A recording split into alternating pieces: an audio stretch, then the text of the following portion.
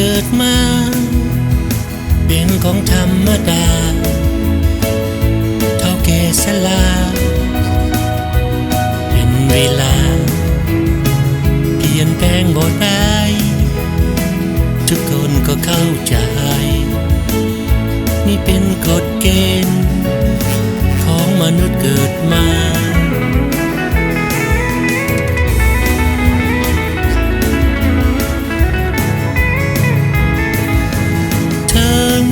จะเท่า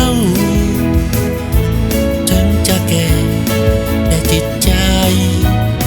ยังสดชื่นเบิกบานความสุขสำราญก็ยังมีไว้ในหัวใจไปตลอดชีวิต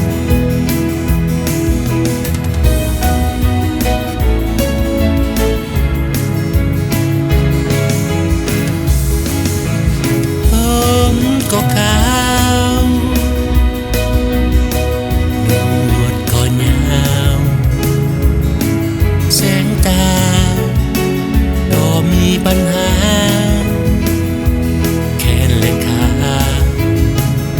บ่มีพลังเหมือนด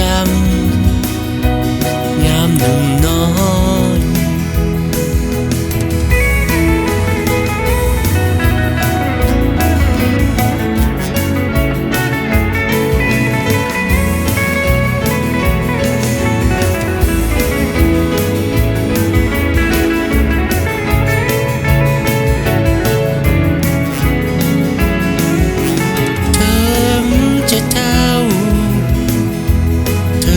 แก่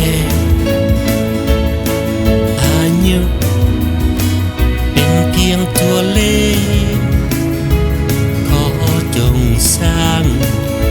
ความสุขสำราญเป็นพื้นฐาน